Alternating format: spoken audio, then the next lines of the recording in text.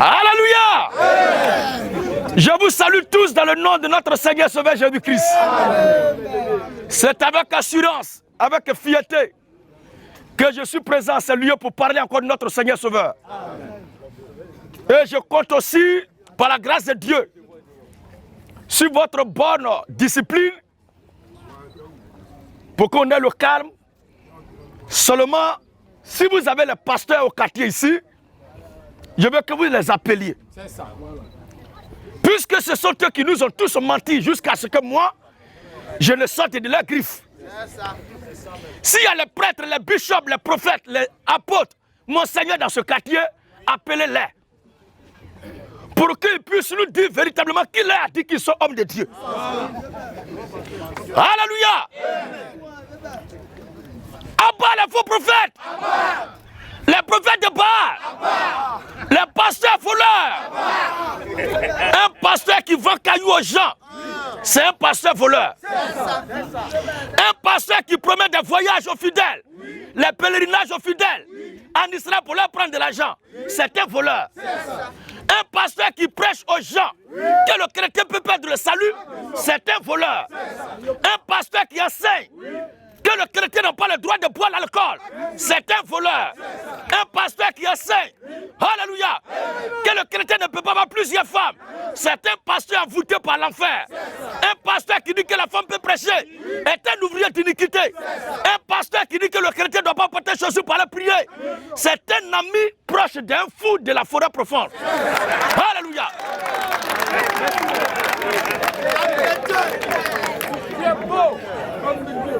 Abat les totems. Est-ce que si la viande de porc est un péché, est-ce que nous à Yopougo ici on peut manger? Ça veut dire que Gabriel doit être supprimé. Ah, la viande de porc est une bonne chose. La Bible dit tout ce que Dieu a créé est bon. Et on doit manger tout. C'est que toi tu manges et puis ça te donne maladie. C'est toi qui décides d'arrêter ça. La viande de porc est une bonne chose. Les gens qui disent qu'ils sont croyants et puis ils ont totem de porc, ça veut dire que leur Dieu là, c'est lui qui est porc. Abat les totems. La viande de porc est une bonne chose. Tous ceux qui mangent porc, que Dieu vous bénisse. À cette heure-là, la viande de porc avec un bon vin Valpierre. Si tu as mangé, tu as bu, tu transpires. Même Diakoyo même va fuir ton corps. La viande de porc n'est pas un mal. Jamais. Un chrétien peut manger de tout. Une église dans laquelle le pasteur enseigne que la Sainte Seine peut se prendre la nuit ou de la journée plutôt. Je reprends encore. Une église dans laquelle le pasteur enseigne que la Sainte Seine se prend dans la journée est une église de possédés. La Sainte Seine se prend dans la nuit. Amen. Il y a des gens qui disent que quand ils voient mes frères, mes collaborateurs avec moi, ils font des posts sur ODC pour dire que tu t'habilles matin très bien, bien coiffé, tu mets cravate avec un costume pour dire à tes enfants, pour dire tu vas au travail, tu te mets en veste, c'est pour aller derrière Gédéon. Pour eux, il y a les gens qui sont maudits. Pour eux, alléluia, pour eux, ce que nous sommes en train de faire là, ce n'est pas un travail. Mais s'ils ont vu Jésus avec ses disciples, ils allaient dire la même chose. Avant de répondre à la question de notre doyen, lisons Luc chapitre 8, le verset 1. Luc 8, le verset 1. Luc 8, premier. Écoutez ce passage. Jésus. Écoutez très bien le Seigneur Jésus-Christ. Ensuite, allait de ville en ville. Le Seigneur Jésus-Christ allait de ville en ville. Et de village en village. C'est parce qu'il y a une question à laquelle on doit répondre rapidement, même dans l'Ancien Testament. Le prophète Noé avait des disciples. Noé avait des adeptes qui croyaient en lui. C'est pourquoi ils sont montés dans le bateau, même s'ils sont de sa famille, mais ce sont ses disciples. Et après Noé encore, il y a eu Abraham. Abraham aussi avait des serviteurs qui le suivaient. C'est écrit dans la Bible. Après Abraham encore, il y a eu Moïse. Moïse même là encore là. Pour lui-même s'est gâté. Il avait une panoplie de disciples qui le suivaient. Arrivé à Élie, Élie aussi avait des disciples. Élisée, le disciple d'Élie, avait aussi un autre disciple. Après la disparition de son père, son maître qui est monté au ciel. Amen. Arrivé au Seigneur Jésus-Christ. Oui. Écoutons maintenant. Ensuite, Jésus allait de ville en ville.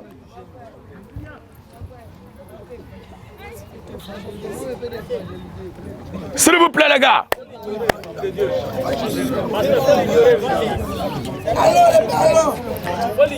Au temps du Seigneur Jésus-Christ. Oui. La Bible dit quoi? Ensuite, Jésus allait de ville en ville. Jésus allait de ville en ville. Et de village en village. Et de village en village. Prêchant. Et annonçant la bonne nouvelle du royaume de Dieu. Et annonçant la bonne nouvelle. Écoutez très bien. Il allait de ville en ville et de village en village. Donc ce n'est pas une affaire d'un seul jour. Oui. Prêchant. Et annonçant la bonne nouvelle du royaume de Dieu. Annonçant la bonne nouvelle du royaume de Dieu. Les 12 disciples. Annonçant la bonne nouvelle du royaume de Dieu. Les 12 disciples étaient avec lui. Les 12, c'est-à-dire quand ils partaient de ville en ville, de village en village, les 12 disciples étaient avec lui. Et quelques femmes. Il y avait aussi des femmes. Il y avait des guéris d'esprit malin. Donc le Seigneur était suivi par des disciples. Amen. Alors quand on voit ces frères-là qui m'accompagnent dans leur missionnaire, ils disent, toi ton travail là c'est de suivre Gédéon. Ça veut dire que ce qui est mauvais, c'est que ce sont des gens qui vont à l'église. Ils prient les dimanches, ils ont Bible à main. Ce sont eux qui parlent comme ça, par moquerie et avec ironie, à ceux qui parlent du Seigneur. Ça montre que ce ne sont pas des enfants de Dieu. À part les religions, ce sont des religieux, ne sont pas chrétiens. Les dimanches, ils sont cherchés par là à l'église, mais ils ouvrent rarement la Bible pour la lire. Sinon, s'ils avaient vu que Jésus était accompagné des disciples, ils n'allaient jamais se moquer de nous et de nos frères qui nous suivent. Que Dieu ait pitié de les âmes. Alléluia. Alors la question du doyen, parlant du salut.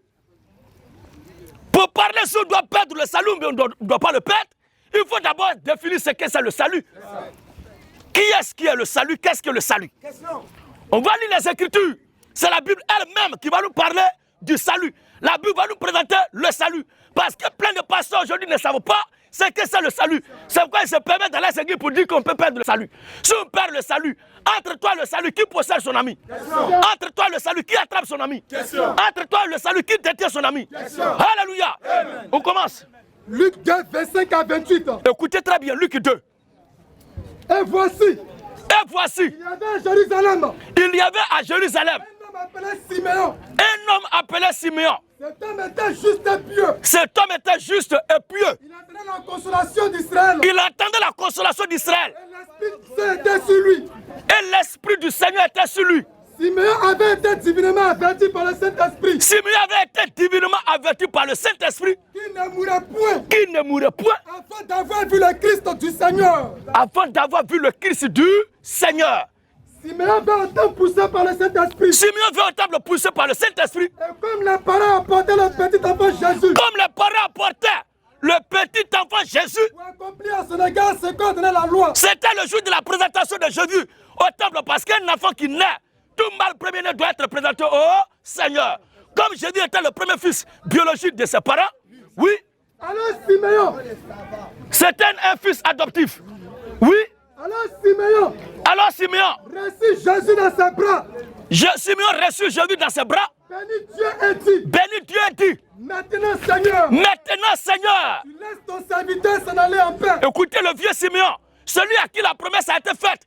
Qu'il ne mourra pas sans avoir vu le Christ du Seigneur. Il prend Jésus dans ses bras et il commence à prier en disant ceci. Maintenant Seigneur. Tu laisses ton serviteur s'en aller en paix selon ta parole. Car Simeon dit quoi? Mes yeux ont vu ton salut. Mes yeux ont vu ton salut. Donc le salut est un être divin. Amen. Et ce être-là, c'est le Seigneur. C'est Jésus qui était dans la main de Simeon. Donc c'est Jésus-Christ qui est le salut. Luc 19 encore, le verset 9 à 10. Oui. Lorsque Jésus fut arrivé à cet endroit. Il leva les yeux et dit à Jassé. Jassé, à toi de descendre.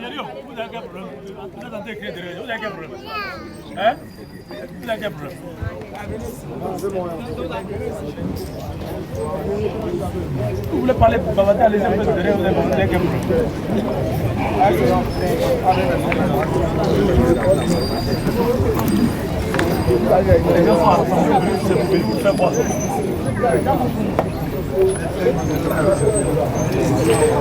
Je vous en prie, les gars, ne faisons pas toujours voir à l'extérieur parce que les gens nous suivent.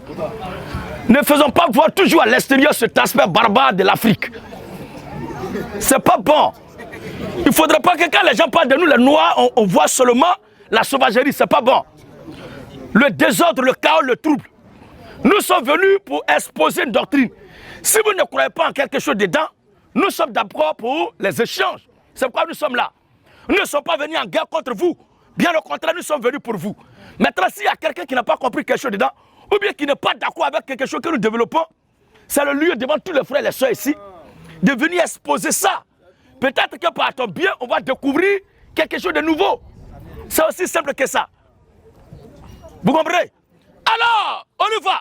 Lorsque Jésus fut arrivé à cet endroit, il leva les yeux et lui dit, J'achète à toi de descendre. Hâte-toi de descendre. Car il faut que je demeure aujourd'hui dans ta maison. C'est le Seigneur Jésus-Christ qui dit à Zachée, hâte-toi de descendre.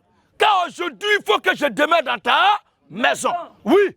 Zachée s'est hâté de descendre. Zachée s'est hâté de descendre. Et le reçut avec joie. Et il est descendu, il a reçu le Seigneur Jésus-Christ avec joie. Jésus lui dit, le salut.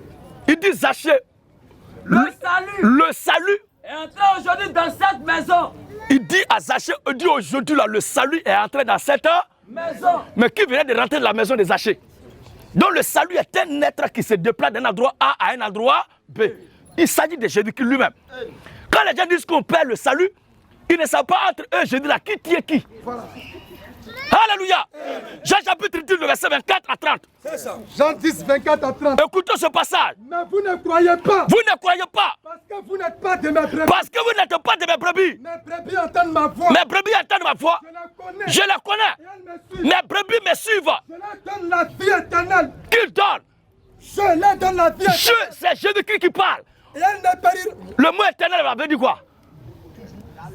Pour l'éternité. C'est qui n'a ni commencement ni fin. Merci camarades, l'infini. Donc il n'y a pas de limite. Ça n'a ni commencement ni fin. Alléluia.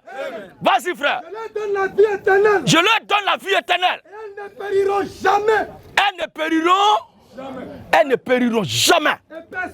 Et personne ne les ravira de ma main. Ne les ravira de quoi? De ma main. Donc qui tient qui? C'est Jésus qui nous tient. Oh, Jésus-Christ, c'est lui qui est le salut. Donc c'est le salut qui nous tient. Il n'est pas question de quelqu'un qui possède Jésus, qui tient Jésus et puis Jésus peut se perdre. Et il se voit au quartier, mais est-ce que ton Jésus se porte bien? Est-ce que tu l'attrapes bien? Attrape bien ton Jésus. Tous ceux qui attrapent Jésus sont des bâtards spirituels. Alléluia. C'est lui le Seigneur qui nous attrape. C'est lui qui nous tient. C'est lui qui nous possède. Ce n'est pas nous qui le possédons. Alors, il dit personne. Et personne. Et personne. Personne ne la ravira de ma main. Donc c'est un défi qu'il lance. Quand il lance ce défi-là, est-ce que c'est nous qui l'avons poussé à lancer ce défi? S'il est capable, c'est un faiblard, un plaisantin. Amen. Et que moi j'échappe à sa main entre le berger et la brebis. Au cas où la brebis est garée là, c'est la faute à qui? C'est la faute au berger. Oh, il dit que vous n'êtes pas de mes brebis entendent ma voix. Je la connais. Je la connais. Et elles me suivent. Et elles me suivent. Je leur donne la vie éternelle. Donc le berger, c'est le Seigneur Jésus-Christ. Nous les chrétiens, nous sommes ses brebis. Et c'est lui le berger qui tient ses brebis. Maintenant, si le brebis se perd, c'est la faute à qui? Alors, mais les gens disent que on peut perdre le salut, il lutte pour ne pas perdre le salut. Une brebis qui lutte pour ne pas perdre son berger. Alléluia. Les gens ne comprennent rien. Les gens ne comprennent rien, ils ne savent même pas de quoi ils parlent. Oh, le salut, c'est Christ. Le Christ demeure. Jean chapitre 12, le verset 30 à 33. Jean 12, 30 à 33. Écoutez ce passage. Regardez ce que l'Écriture dit au sujet du Seigneur Jésus-Christ. En parlant ainsi, il indiquait de quelle mort il devait mourir. Je viens annoncer sa mort. La foule lui répondit. Nous avons appris par la loi. Nous avons appris par la loi que le Christ demeure éternellement. Le Christ demeure pour combien de temps? Éternellement. Oh, le Christ, c'est lui qui est le salut. Donc le salut demeure éternellement. Les mêmes caractéristiques, trait pour trait, mot pour mot, point pour point. Ésaïe 45, le verset 17. Ésaïe 45, le verset 17. Il dit, nous avons appris par la loi que le Christ demeure éternellement. Donc Christ, que le salut demeure éternellement. Une fois que le Christ te possède là, tu cesses d'être toi-même et tu deviens une partie de lui. Amen. Oui, frère. C'est par l'Éternel. C'est par l'Éternel qu'Israël obtient le salut. Qu'Israël obtient le salut. Un salut éternel. Un salut éphémère. Éternel. Parce que le Christ demeure éternellement. Or, la racine du mot éternellement, c'est éternel. Vous comprenez? Vous ne serez ni hauteur, ni confus. Une fois que le Christ vous possède là, une fois que vous fusionnez avec le Christ, vous ne serez ni honteux, ni confus. Jusque dans l'éternité. Voilà. Donc où nous sommes là, nous sommes déjà dans l'éternité. Amen. Si moi je vais en enfer, c'est que l'enfer va devenir paradis. Et c'est ainsi pour tous les enfants de Dieu. Amen. Si un fils de Dieu va en enfer, l'enfer devient le paradis. Alléluia. Amen. Mais en bas, les je vous salue Marie. Amen. Les CVV, les scouts.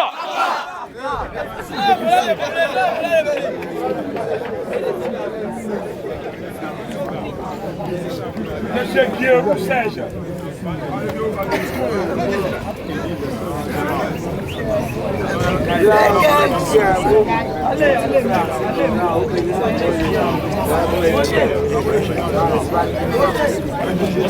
Ouais, bonsoir, Seigneur.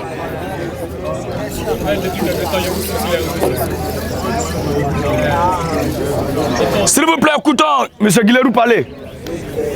Ça fait depuis quelque temps que je vous suis sur les réseaux sociaux. Ça fait depuis quelque temps qu'il suit le pasteur sur les réseaux sociaux. Présentement, je viens du boulot Costa. Il vient présentement du boulot. Je travaille à Gambie. Il est à Gandou. Simplement par rapport au programme de ce jour. Votre information sur les réseaux sociaux. Il a vu l'information sur les réseaux sociaux. J'ai décidé de venir. Et il a décidé de venir cet après-midi. Quelque chose qui m'échappe. Quelque chose qui l'échappe beaucoup. Que je vais comprendre. Qu'il veut comprendre aujourd'hui. À propos des mamans pasteurs. À propos des mamans pasteurs. Pas les mamans pasteurs. Que nous abattons en langage de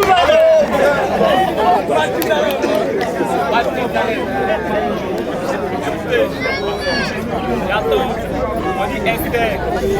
Les mamans pasteurs prêchent parce que Esther a porté les bons élogieux. Les mamans pasteurs prennent prétexte de Esther qui aurait prêché l'évangile. Préparez ça. Esther chapitre 8. Où elle a fait la doléance au roi en corrélation directe avec Matthieu chapitre 14. Matthieu 14. La doléance de cette dame-là pour la tête de Jean-Baptiste. Oh, où elle a parlé au roi. S'il vous plaît, je veux que vous compreniez quelque chose. Quand nous disons Abba, Abba, c'est A propositif et Bala, c'est B-A-S, qui veut dire banni. Ça ne vient pas du verbe abattre. S'il vous plaît, je vais faire une précision. C'est clair. Parce que beaucoup n'arrivent pas à comprendre. Quand on dit abat, ça veut dire, c'est le verbe abattre. C'est pas le verbe abattre, éliminer, détruire, ôter la vie, non. Mais c'est A-ba, A propositif, plus B-A-B, B-A-ba, et puis S à la fin. Ça veut dire bannir, proscrit, renverser, bouleverser. Il n'est pas question d'arracher la vie aux gens. Parce que le frère disait, les mots pasteurs, que nous abattons à la longueur des journées. Non, nous ne les abattons pas. Mais nous disons, nous proscrivons l'exercice des femmes dans le sacerdoce. Voilà. C'est de ça que nous parlons. Alléluia. Non, ce n'est pas pour toi seulement. Parce qu'il y a un groupe. Il y a un groupe de jeunes blancs qui m'ont appelé.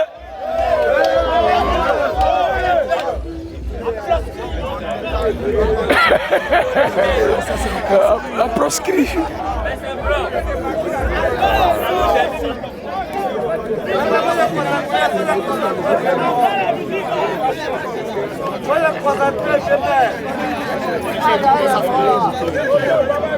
Mais tu imagines un peu, tu es en train de parler, puis quelqu'un parle. C'est comme on te fait pom pom pom pom, toi tu es sur ton volant. Mais ça. Ok.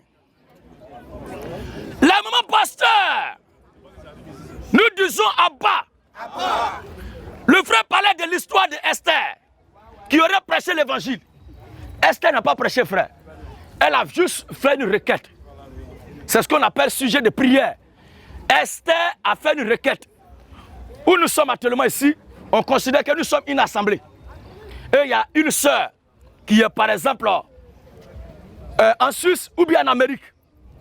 Et de là-bas, elle dit demain elle va aller composer. Ou bien elle doit aller passer un examen. Ou bien elle doit aller faire un entretien pour un contrat d'embauche. Vous comprenez?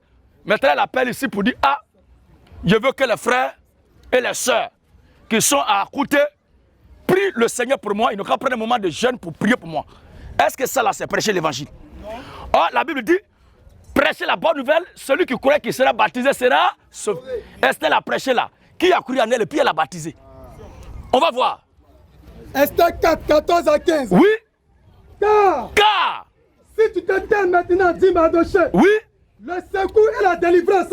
Parce que son peuple devait être exterminé. Les gens ont monté, les barbares ont monté un complot pour exterminer les Juifs. Mais comme elle était à côté du roi, elle était la reine, elle était Miss, celle qui a gagné le concours de Miss Beauté, elle était là-bas à côté du roi. Donc qu'est-ce qu'elle va faire?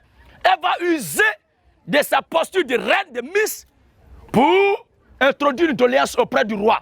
Pour dire, ah, moi je suis ta Miss, je suis ta reine là, mais on veut exterminer tous mes parents. Quand le roi va prendre ça, qui veut faire ça? Non, voici tel.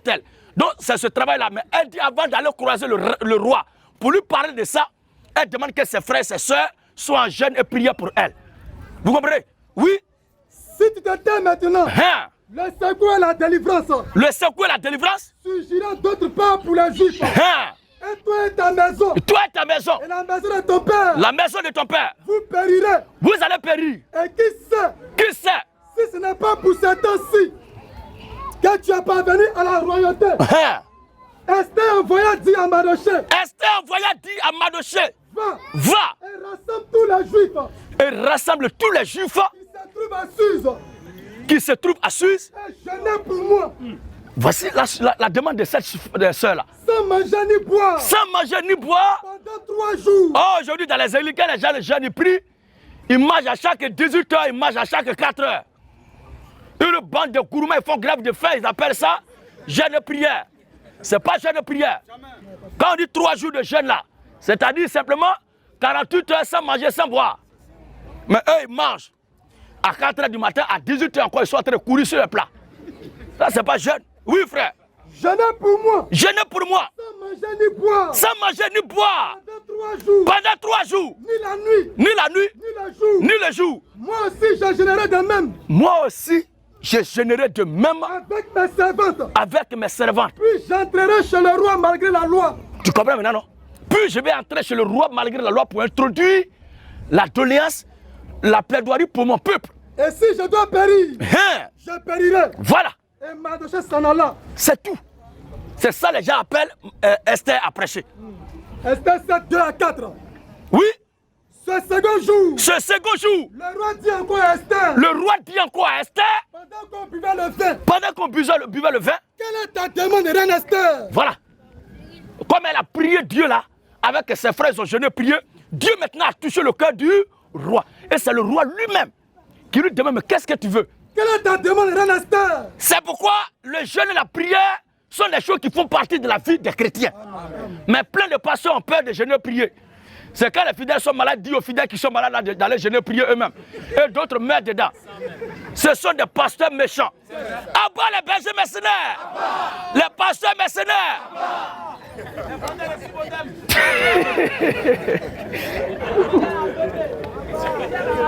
Tout ce qu'ils font, c'est de manger leur ventre va grossir seulement. Ils ne veulent pas jeûner et prier pour le peuple. Oui, frère. Quelle est ta demande, reine Esther? Donc, comme elle a jeûné et prié avec son peuple, maintenant Dieu a touché le cœur de ce roi-là. Et le roi lui demande, ma reine, depuis là, je vois que tu n'es pas trop dans l'ambiance là. Quelle est ta demande? Elle te sera accordée. Elle te sera accordée. Il a juré même, hein? Continue un peu. Quand ce serait la moitié du royaume. Le roi fait une promesse certaine. Il dit, quand ça serait la moitié de mon royaume, tu l'obtiendras. Tu l'obtiendras. Alors, la reine Esther répondit. La reine Esther répondit. Si j'ai trouvé grâce à tes yeux. Si j'ai trouvé grâce. D'ailleurs, même celui à qui elle allait parler là, c'est pas un chrétien. C'est un roi païen. Elle allait plaider. C'est ça là qui a prêché l'évangile, frère. Est-ce qu'elle est en train de le gagner à Dieu ici? Depuis là, elle a ouvert la Bible pour prêcher. L'Éternel m'a dit.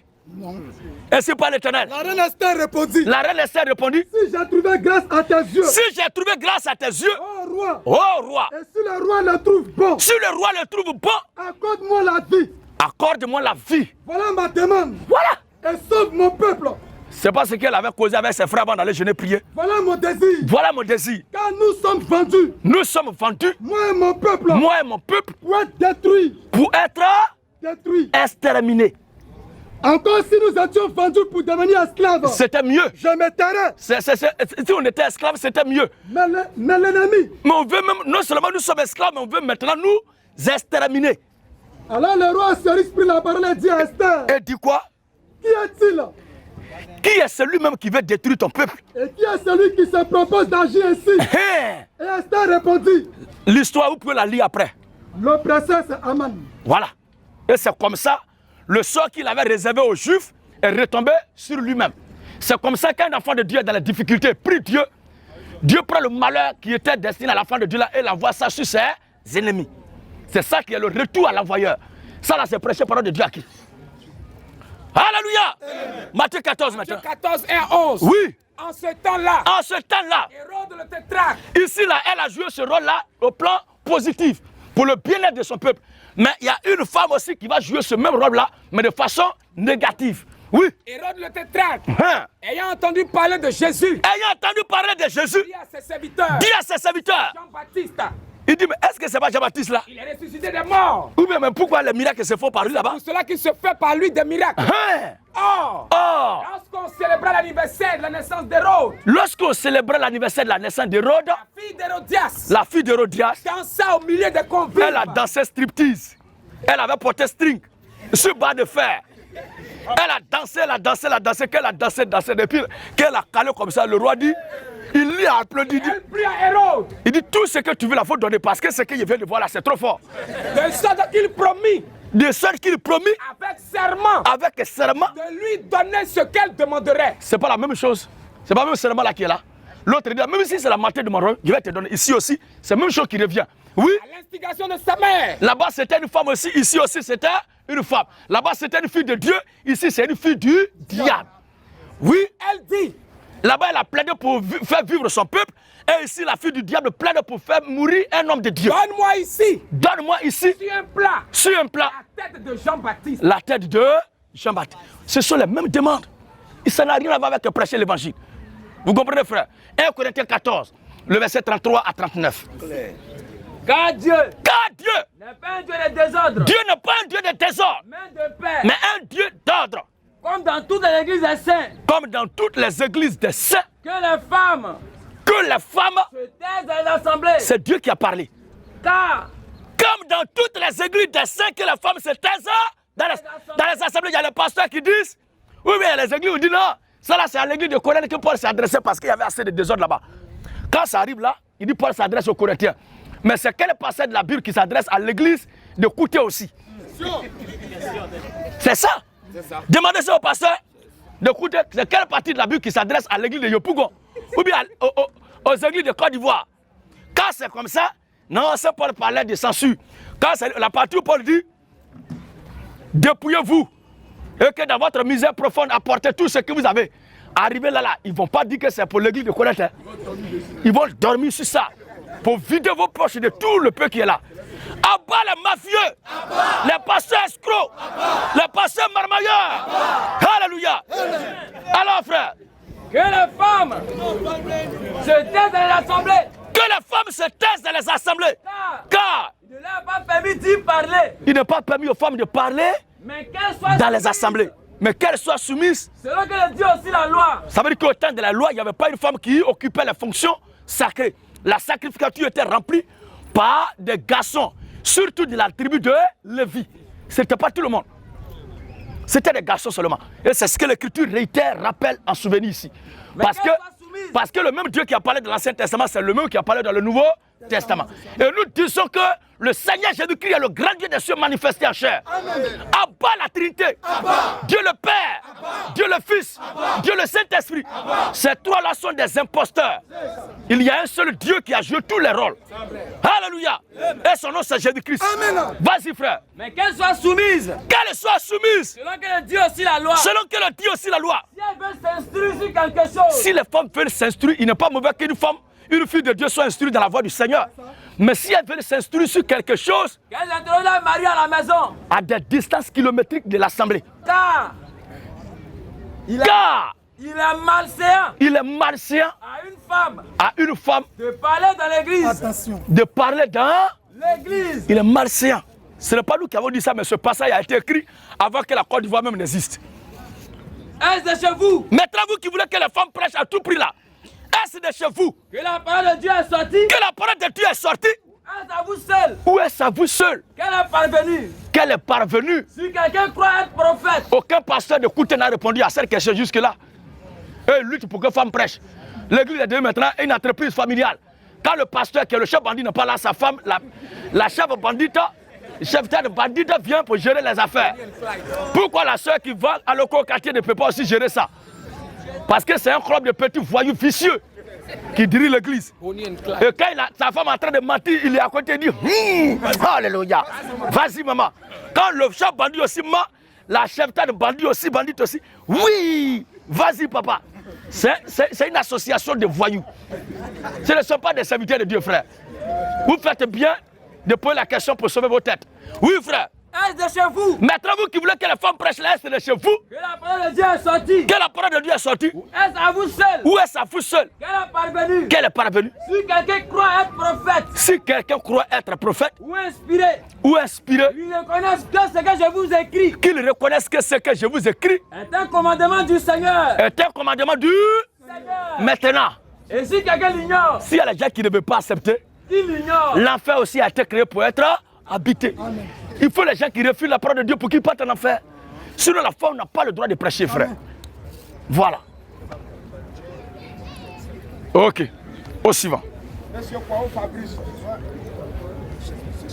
Oui, Fabio.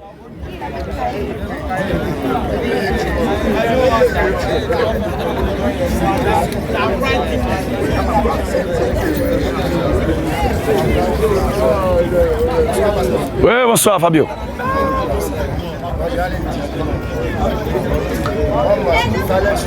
S'il vous plaît. C'est une préoccupation. Oui. C'est une préoccupation. Il constate qu'il y a beaucoup d'églises sur la terre. Tout le monde dit qu'il vient de Jésus, tout le monde parle de Jésus, tout le monde prêche. Et tout le monde se réclame de Jésus. Matthieu 24. Chacun conteste l'autre. Elle dit, maintenant que d'autres disent que ne faut pas manger porc, c'est comme ça, tout dit beaucoup de choses. Et les gens se contredisent. Se contredisent. Voilà.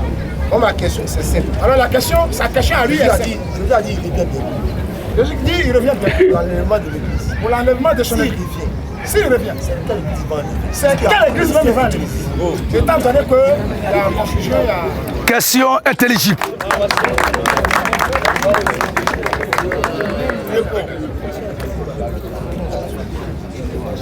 Cette affaire de contradiction, d'opposition entre les gens là, ce n'est pas aujourd'hui. Même à la naissance de Jésus, je crois que l'Écriture avait prophétisé que lui-même, sa naissance, serait objet de dissension. Luc chapitre 1, non. Sa naissance même allait provoquer des dissensions, de la mésentente, des troubles, de la bagarre, des divisions. Et même, quand Jésus a commencé à prêcher, il avait annoncé ces choses. Que lui-même là, après son départ, viendraient des gens aussi pour semer le trouble. Parler comme ça. Je crois que c'est dans Luc 2, à partir du verset 30 par là. Celui qui a la page, en attendant, l'autre prépare. Matthieu, chapitre 24. Luc 2, 34. Oui. Simeon l'a béni et dit à Marie, Voici, cet enfant est destiné à amener la chute. Écoutez bien. Jésus est destiné à amener la chute. Et le relèvement de plusieurs en Israël.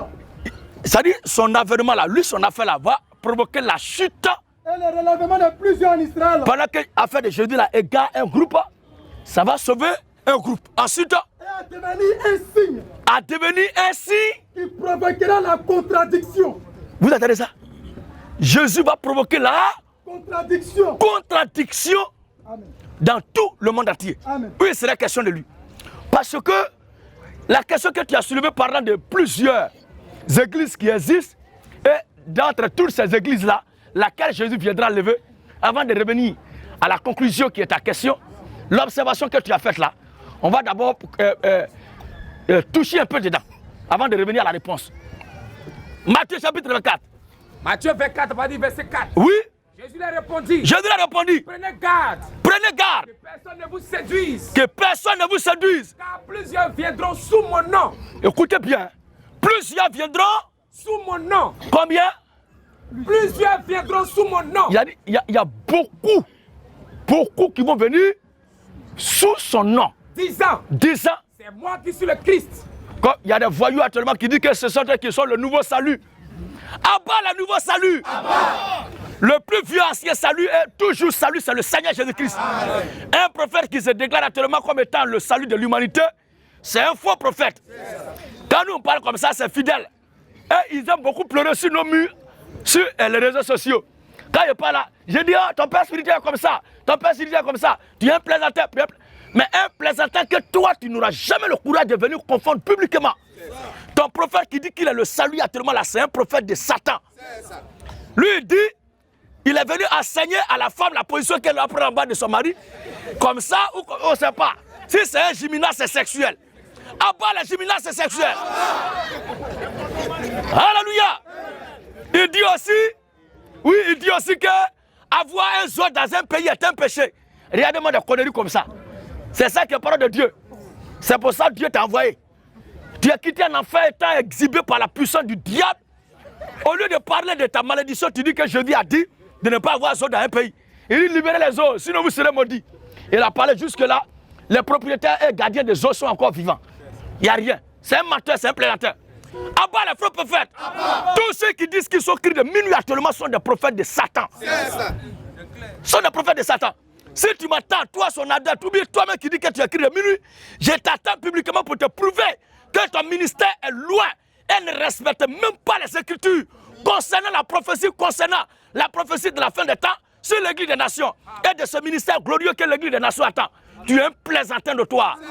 Toi, un maudit qui a besoin de Jésus pour être sauvé. C'est toi qui dis que tu es notre salut. Toi, un malade qui est en train de te noyer dans un centre psychiatrique qui a besoin aussi d'un guérisseur. Tu nous proposes que c'est toi la guérison.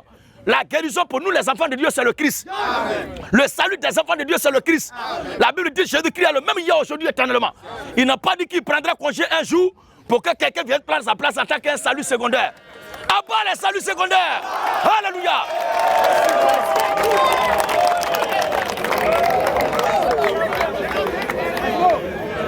Matthieu 24. Alléluia. Nous nous promènerons de quartier en quartier pour traquer ces faux pasteurs. On a fait annonce, ils savent que nous sommes venus ici. Il y a les adeptes de ce faux cri de minuit dans ce quartier. Pourquoi depuis là ils ne viennent pas? Et qui est ton prophète? Qui est ton prophète? Et tu ne connais pas le prophète de ton temps. La Bible dit, Dieu a tant aimé le monde qu'il a donné son fils unique, afin que quiconque croit en lui. Il n'a pas dit prophète de son temps. On va vous montrer que vous-même qui connaissez le prophète de votre temps là, vous êtes loin de Jésus. Nous on connaît le Christ, c'est ça le plus important. Amen. Prophète de ton temps, prophète de ton temps. Car il s'élèvera de faux Christ. Il s'élèvera de faux Christ. Et de faux prophètes. Et de faux prophètes. Ils feront de grands prodiges. Ils feront quoi? De grands prodiges. De grands prodiges. Et des miracles. Et des miracles. Au point de séduire. Supasi Yashuka Bahasha. Haïrisi. Papa faire quelque chose.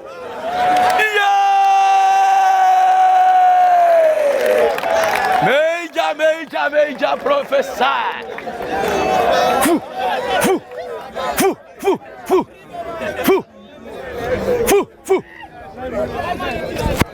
Professeur.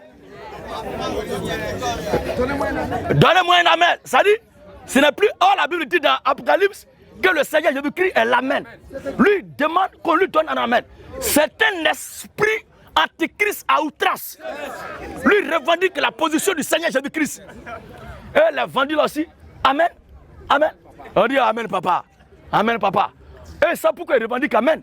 Parce que Amen veut dire qu'il en soit ainsi dans ma vie. Qu'est-ce qui va être ainsi dans ma vie? Quelqu'un qui a dit Sukabashia, Sukabahasha. Sabratua, Kabrashia, Kaba. Papa fait quelque chose. Mais il parle jusqu'à dire Asua Kabashua Babashia. Des esprits voyous de l'enfer qui s'exhibent en Côte d'Ivoire. Et ça crée, et me dit, oh, quand il y a retrouvé comme ça, quand lui vient, là, il y a le monde qui vient. Et on dit, quand je dis on prêche, il n'y a pas du monde, il n'y a pas de miracle. Mais le plus grand miracle, c'est d'amener son semblable à reconnaître que Jésus-Christ est le vrai Dieu des cieux. Et lui communiquer la vie éternelle pour l'éternité. C'est ça qui est le plus important. Oh, ils n'ont pas ça. Ils n'ont pas ça. Oh, la Bible dit, cherchez premièrement le royaume et la justice de Dieu. L'essentiel, c'est le royaume de Dieu. Après ma mort, là, je m'en vais où? Je m'en vais où? Oui, frère. Ah, il s'élèvera de faux Christ. Il s'élèvera de faux Christ. Et de faux prophètes. Et de faux prophètes. Ils feront de grands prodiges. Je vous le dis en vérité, tous les prophètes qui sont sur l'espace ivoirien, et même dans le monde entier actuellement, il n'y a pas un seul qui est vrai.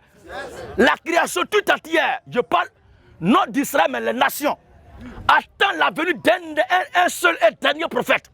Je parle de l'église des nations. Attend un dernier prophète. Et la Bible nous a montré les caractéristiques de ce dernier. Aussi longtemps qu'il n'est pas là, on ne va pas se taire. Dès que nous le voyons, ça va faire allégeance. Alléluia. Et c'est lui, sera la tête de ce corps d'élite qui doit monter vivant au ciel. Nous l'attendons. Dès qu'il vient, on s'en va faire allégeance. Mais on regarde lui là, il revendique ça, on regarde lui, il revendique ça. On voit à la fin, ce sont des plaisantins. Ils sont glaçons, on dirait serpent, mamba noir. Je n'ai jamais vu aussi des prophètes glacés comme ça. Ils sont animés d'un esprit d'épris. C'est un esprit d'épris qui vient tout droit des grandes eaux de Sikessi. Il est localisé prophétiquement.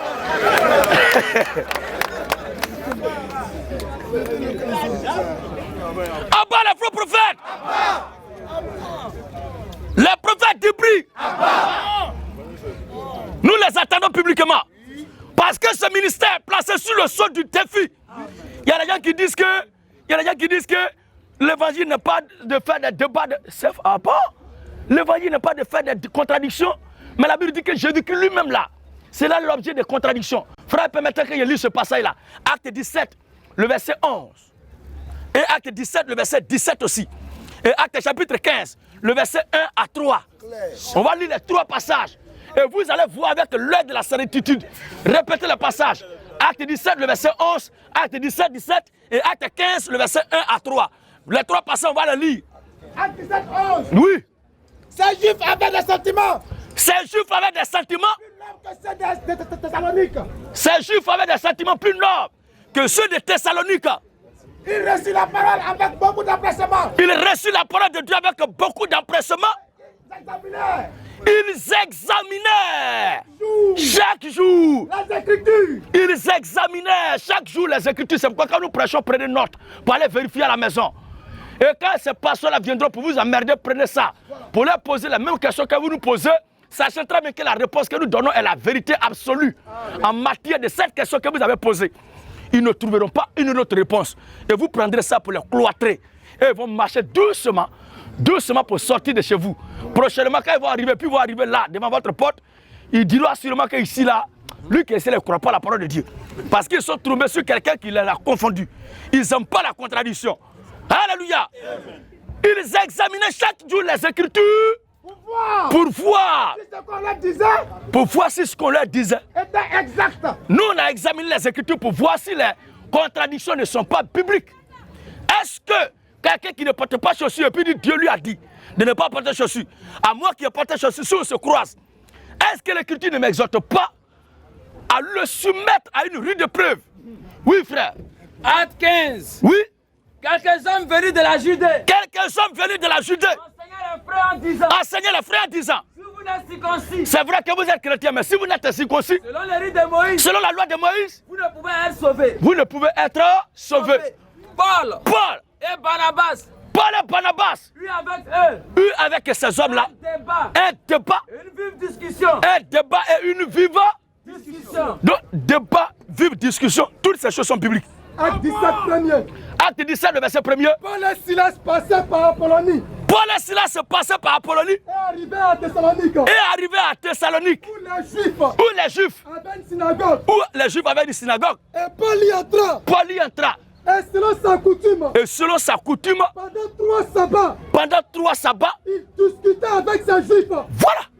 D'après les Écritures. Donc on doit discuter d'après les Écritures. L'évangile n'a pas de discussion, contradiction. Mais Jésus lui-même là est l'objet de contradiction. Dieu lui-même là a permis que ça soit ainsi. Même le courant qu'on voit, le courant là, le poteau électrique ou bien la lampe de la chambre, ça brille par la confrontation de la bonne négative et de la bonne positive dans les métaux. Que vous appelez fil de courant là. Donc c'est par la confrontation que la vie est devenue possible. Nous tous nous sommes venus à l'existence par la confrontation d'un homme et d'une femme. Donc les confrontations même sont à l'origine de notre existence. Alléluia. Alors frère. Acte 17, 17. Hein? Paul s'entretenait donc. Dans la synagogue. Dans la synagogue. Avec les Juifs. Avec les Juifs. Et les hommes craignant Dieu. Et les hommes craignant Dieu. Et sur la place publique. Sur quoi? Sur la place publique. Il y a des gens qui disent que lui qui crie dans la rue là-bas, il crie là, il n'est pas un homme de Dieu parce qu'il crie dans la rue. Mais l'apôtre Paul, il criait où? Sur la place publique. Sur la place publique. Chaque jour. Avec ceux qu'il rencontrait. Avec ceux qu'il rencontrait. C'est pourquoi c'est ça qu'il faut à notre génération. Quelques philosophes. Épicuriens. Et stoïciens. Mis à parler avec lui. Donc il s'affrontait avec ces grands intellectuels. Ces pasteurs ont peur de se tenir publiquement prêcher, autoriser la question parce que ils manquent le Saint-Esprit. Ils n'ont pas la vie éternelle. Parce que c'est par le Saint-Esprit que nous arrivons à dégager les réponses de vos questions. Ce n'est pas nous, mais c'est le Christ qui le fait en nous. C'est pourquoi acclamons encore le Seigneur Jésus-Christ.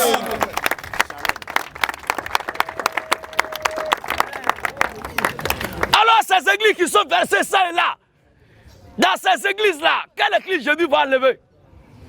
Il y a une seule église au monde que le Seigneur Jésus-Christ reconnaît.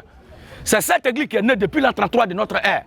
Et en Côte d'Ivoire ici, je crois très bien que nous la représentons dignement et fièrement.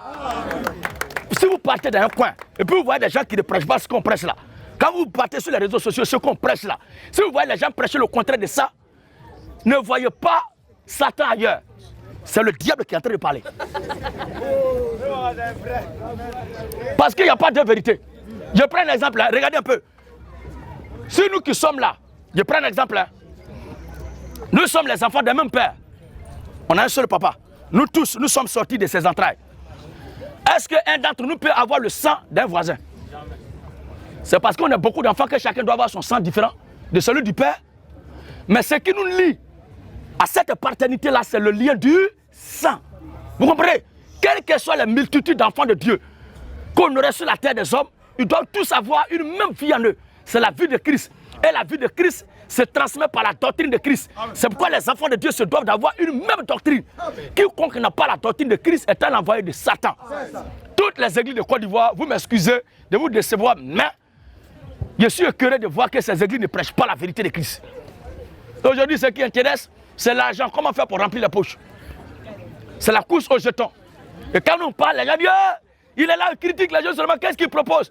Je ne propose rien. Je prêche le Christ. Et je dis que vos pasteurs ne prêchent pas le Christ. Parce que le seul et la seule personne à proposer, c'est le Seigneur Jésus-Christ. Vous voulez qu'on vous propose quoi?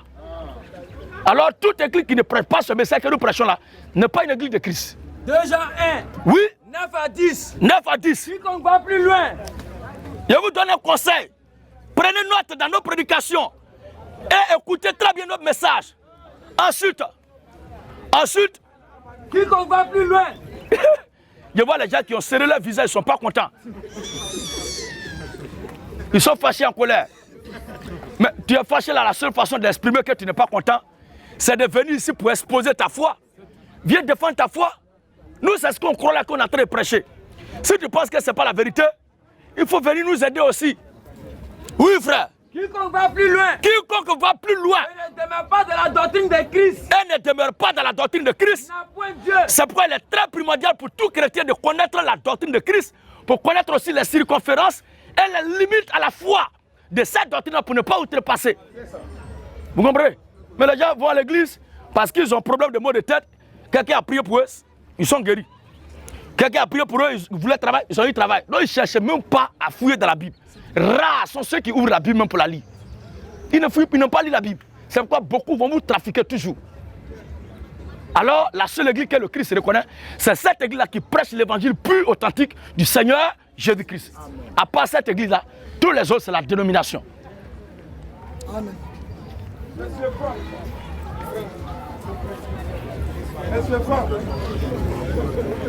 Monsieur Brebis, Canaan. Lions-les. Vous avez lié les esprits jusqu'à l'heure actuelle. Quand on fait un combat là, on fait quand même un bilan. Les démons que vous avez liés là, à cette heure là, nous sommes à quel stade? Vous liez Satan, mais il est toujours en bon état, il travaille. Qui le délie? Il est sous nos pieds, Satan est sous nos pieds. Il est sous nos pieds, le diable est sous nos pieds. Tu connais Satan? Pour qu'il soit sous tes pieds. Tes pieds, on dirait crabe là. Satan est sous nos pieds. C'est le Seigneur lui-même qui se chargera d'écraser Satan. C'est ça. Écraser, Satan écrasé. Vous l'écrasez, mais il est toujours bien portant. Ça ne dit rien aux gens. Cette histoire de Satan ennemi de Dieu, c'est un canular qui a trop prospéré.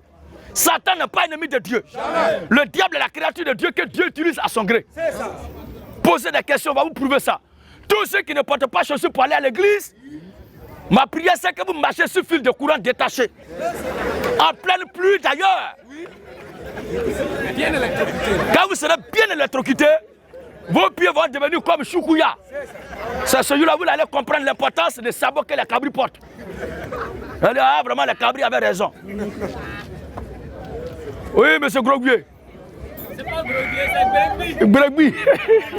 Bregbi Cana. Ok, la terre promise. Merci, pasteur. Oui. Merci pour le travail colossal que vous abattez. Votre équipe. Merci, pasteur, pour le travail très colossal que vous avez fait. Et que le Seigneur vous fortifie davantage. Que le Seigneur vous fortifie davantage. Mais. Voici ma préoccupation. Voici ma préoccupation. Elle va dans le sens du mariage. Elle va dans le sens du mariage. Je voudrais savoir s'il y a une différence entre la dot et le mariage dit de ce que les gens appellent bénédiction. Je voudrais savoir s'il y a une différence entre La dot et le mariage religieux. Et le mariage religieux. Ok. C'est qu'on célèbre à l'église que les gens appellent bénédiction. Enseignez-nous là-dessus. Regardez très bien. Le mariage là, ce n'est ni la dot, ce n'est ni la cérémonie religieuse dont vous venez de parler. Le mariage, c'est un principe d'accord. Pas entre deux garçons, ni entre deux femmes, ni entre l'homme et son cheval ou sa chèvre, parce que maintenant il y a les gens qui couchent avec leur propre chien. Que Dieu la maudisse au passage. Le mariage, c'est le principe d'accord, fondé sur l'amour entre l'homme et la femme, qui est scellé par l'acte sexuel. Vous comprenez? C'est le jour, quand un homme court durant des années derrière une femme, sa langue va sortir. Fatigué de dire, on n'a qu'à attendre un peu, on n'a qu'à s'observer un peu. C'est le jour où elle dit, ok, aujourd'hui, il n'y a pas deux façons de dire oui. Alors maintenant, il va te servir l'eau glacée de mon frigo à boire. C'est ce jour-là, quand les deux rentrent dans le lieu secret là, l'acte qui pose là, c'est ce acte-là même qui est mariage. Parce que mariage, c'est accouplement. Vous comprenez, non? Maintenant, il faut faire sortir maintenant cette union-là de la clandestinité. C'est là qu'intervient la dot. Parce que celle que tu as prise, il faut l'honorer. Ou bien c'est pas ça. Il faut l'honorer, il faut respecter ses parents. Il faut prouver que toi aussi tu es un homme sérieux. Tu n'es pas un bandit de couloir noir. Mais tu es un responsable qui prend femme et qui veut l'honorer pour l'amener chez toi. Alors tu t'en vas voir ses parents pour dire votre fille me plaît. Qu'est-ce qu'on propose dans votre tradition pour que cette femme-là revienne définitivement? C'est en ce moment-là que la dot intervient. Vous comprenez? Maintenant, si vous deux, vous appartenez à l'église du Seigneur Jésus-Christ, quand vous finissez maintenant la dot, tout cela, et que les parents, les deux camps, parce que tu ne peux pas dire que tu veux enfant de quelqu'un, les gens vont refuser, puis tu vas la prendre en bris. Ça serait un enlèvement. Il ne faudrait pas aussi que tu laisses aussi tes parents décider aussi de ton choix. Que ce soit l'homme ou la femme, chacun doit décider et convaincre ses parents que c'est mon homme qui est là ou bien c'est ma femme qui est là. Parce qu'en Côte d'Ivoire, ici, il y a des ethnies. Quand on apprend que ta femme est de quelle ethnie, elle dit son ethnie, quoi? Toi, tu te vas marier femme de ceux-là. C'est là-bas, voilà, c'est le mot, voilà. C'est là-bas que tu es arrivé. Il ne faudrait pas qu'on laisse ces gens-là mettre leur bouche dans notre amour. Si toi, tu veux d'une femme et qu'elle te plaît, tu te lèves pour convaincre tes parents que c'est mon choix qui est là. Et ils doivent respecter ton choix. Aucune famille ne devait imposer un enfant ou un mariage à leur enfant.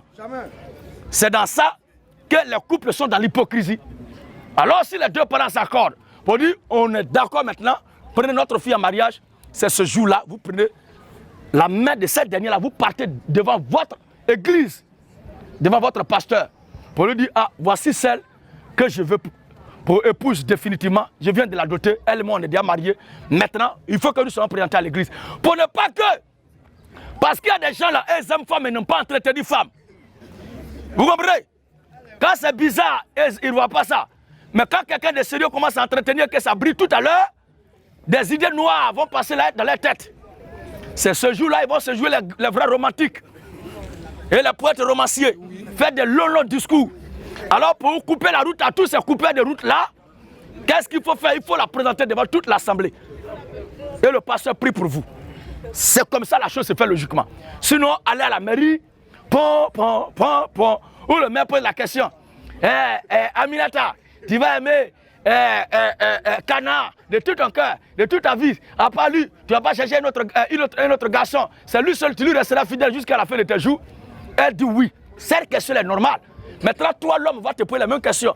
En dehors d'Aminata, tu ne vas pas aimer une autre femme. Tu ne vas pas chercher une autre femme. Si tu as dit oui, c'est que tu es vendu. Vas-y, Lion. Alléluia.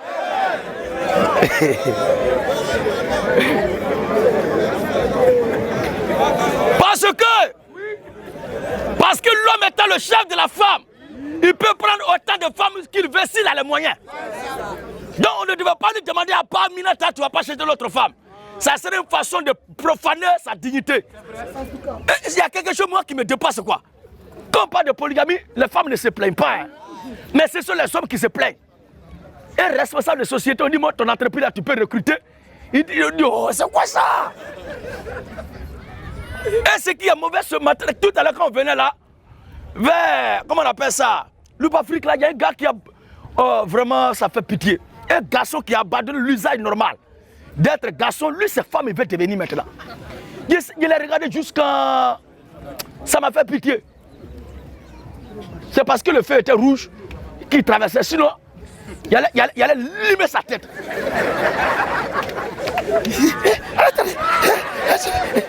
Il a regardé jusqu'à... Il dit mais attends. Lui là c'est garçon ou bien c'est femme. Lui c'est un garçon ça. Et puis il a un téléphone. Hein. Il a regardé jusqu'à... Ça dit Dieu t'a créé chef. Tu es patron là. Ça te prépare toi ces places d'employé, de subordonné tu veux prendre. Le Seigneur Jésus-Christ a accepté de prendre la place des pécheurs mourus pour eux pour les sauver. C'est pourquoi il a quitté sa position de chef pour prendre la place de ses ouvriers, de ses enfants. Maintenant, toi, garçon qui vont prendre place de femmes là, quel est l'objectif que tu veux atteindre? Tu veux montrer tellement ton appartenance à Satan qu'on ne comprend même plus rien. Abat les homosexuels. Alors frère, voici un peu comment la chose devait se faire. Sinon, quand nous disons souvent que un homme d'abord doit sortir avec la femme avant de la doter, d'autres crient oh, c'est quoi ça? Tout récemment, il y a des gens qui ont fait des posts parlant d'un homme et d'une femme qui sont à l'église, ils ont décidé de rester ensemble. Et le pasteur a dit, ils n'ont qu'à s'observer, tout n'a qu'à être propre. Ils n'ont qu'à aller à la mairie, ils doivent vivre d'après la chasteté. Et c'est après l'huile de miel qu'ils sont allés à l'hôtel. Et quand on appelle mariage à la mairie, tout ça là devant l'église, bénédiction sur bénédiction. Ils ont jeté bouquet de malédictions avant derrière. D'autres ont récupéré ça pour dire qu'ils seront les futurs mariés. Mais qu'est-ce qui va se passer? Ils sont allés à l'hôtel. La dame dit elle a fait tout. Elle a fait tout. Ce qu'il faut, même prière. Elle a parlé en langue de prière là.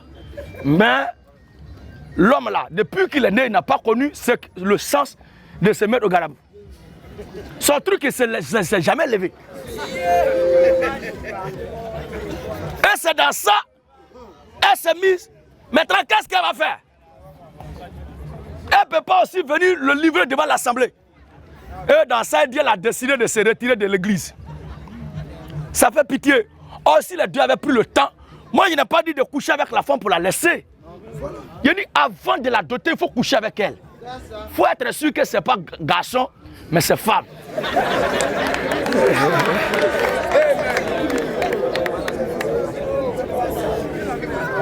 Il faut être sûr aussi que tu ne marches pas dans bas-fond, mais tu marches dans une terre bien travaillée. Mais si vous pouvez me traiter de diable, me combattre, mais aussi longtemps que vous n'allez pas accepter cela, il y aura toujours division dans vos foyers. Il y aura toujours des couples qui vont toujours être dans la bagarre. C'est ça qui est la vérité. Un homme même là, avant de s'engager dans une voie, tout à l'heure, si tu vas au palais, pour dire tu veux aller à Adjamé, ou bien tu veux aller à... Comment on appelle ça? Au 27, voilà. Ça dit, de là au 27, c'est l'opposé maintenant de l'autre côté. Alors qu'est-ce qu'il faut faire? Il faut te renseigner d'abord. Tu approches l'apprenti qui est là. Je vais à Adjamé. Où est Baka d'Adjamé? Maintenant, si toi, tu veux aller à Adjamé, et c'est Baka de 27 que tu montes dedans. Tu penses qu'en partant à Versailles là-bas, tu vas te retrouver à Adjamé? Il faut descendre de Baka là pour emprunter notre Baka.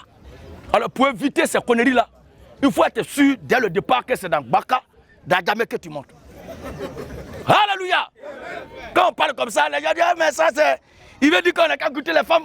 Non, hein? Non! J'ai été clair.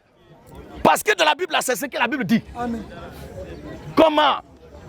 Parce que les femmes aujourd'hui, elles ont pris cette affaire-là pour chercher l'argent. Elles vont coucher à Niaouré pour avoir 20 000. C'est comme ça, il faut ces calculs noirs, des calculs arabes. Voilà, busy, merci frère. Elles vont coucher avec X, Y, tant. Dans ça là, tu ne vas pas savoir de quoi il est question et tu vas acheter ça dans le sac. Il faut aller prendre. Prenez. Moi je suis diable, non, prenez. Alléluia. Prenez. Oh. Vous allez vous sentir balloter dans un désert. Après vous allez dire, ah, mais vraiment celle-là, je ne ressens rien pour elle. C'est faux, tu ressens quelque chose pour elle. Tu dois la prendre. C'est ta chose. Tu ne ressens rien pour elle comment?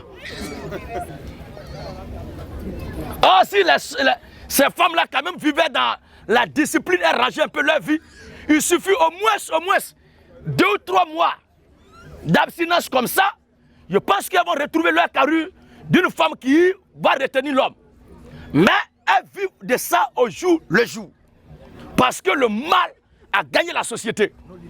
Nos limites. Quand je parle, les gens ne m'aiment pas.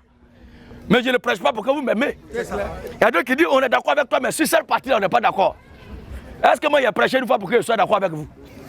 Et quand ils quittent à l'église, le jour où on prêche la vérité, que ça ne les arrête pas, ah, c'est que le pasteur a dit là, ça ne me plaît pas. Mais est-ce que le pasteur prêchait pour que toi, tu sois dans le plaisir? Ce n'est pas à quoi de toi de prêcher, c'est à Dieu qu'il appartient le culte. Amen. Si Dieu est content de la prédication, Dieu soit loué. Amen. Maintenant, vraiment, cette partie-là, je sens que c'est de moi qu'il était question. Il a été frustré. Le culte n'était pas chic même. Il veut qu'on les encourage dans n'importe quoi. Alors, M. Kana, voici ce que je voulais vous dire à ce sujet-là. Ouais.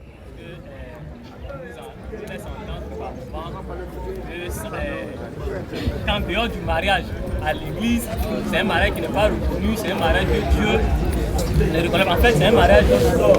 Voilà, c'est pourquoi j'ai posé la question de savoir premièrement s'il y avait une différence ici, oui, c'était laquelle. Que tu sois dans le monde païen, que tu sois à l'église, que tu sois fétiché, le mariage là, c'est le fait de te choisir une femme et aller avec elle. Dans la mesure où vous deux vous êtes d'accord d'aller ensemble sexuellement là, devant Dieu déjà vous êtes scellés.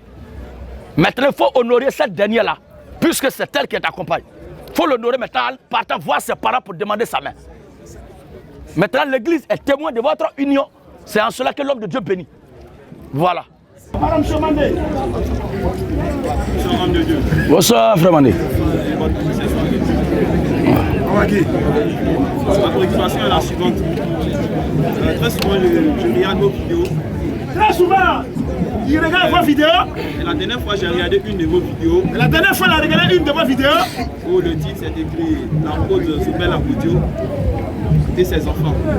Où le titre était l'apôtre Sobel Agodio et ses enfants. Et ce jour-là, il y a un de vos fidèles. Ce jour-là, il y a un de vos fidèles qui disait en bas les 10 commandements de Moïse. Pas les 10 commandements. Je ne sais pas si c'est moi qui ai mal entendu. C'est pas que je réponds, c'est toujours la même pratique que j'entends. Donc, vraiment, ça. Oh, et pourtant, depuis des années, nous sommes petits. On nous connaître.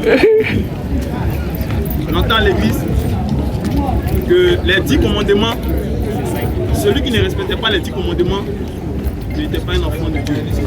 On entend à l'église souvent que les 10 commandements, celui qui ne les respecte pas n'est pas enfant de Dieu. Et aujourd'hui, depuis un certain temps, je vous suis. Sincèrement, dit, c'est pas comme je suis pas d'avis avec vous. Oui. Dit, je suis d'avis avec vous. Mais cette partie-là me... Ok, d'accord. Quand nous disons à bas les 10 commandements, c'est un slogan qui a son droit d'être. Parce que, après être déclaratif, nous sommes aussi démonstratifs.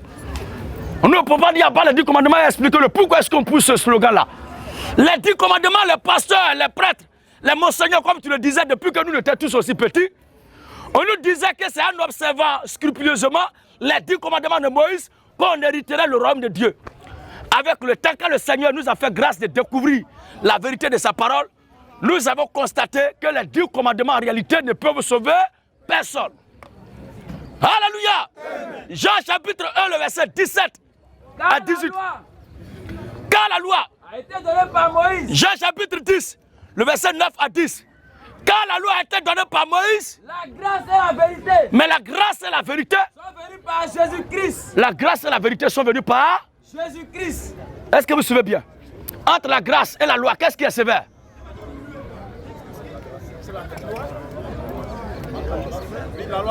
C'est la loi qui est sévère. Maintenant, celui qui nous sauve là, qu'est-ce qui nous a envoyé entre la loi et la grâce? Celui qui nous sauve, le Christ. Qu'est-ce qu'il a envoyé? C'est la grâce. Or, Jésus-Christ étant venu, nous ne sommes plus sur cette affaire de la loi. Jusque-là, les gens qui suivent la loi pour avoir la vie de Dieu, pour hériter le paradis. Or, le Seigneur a été clair.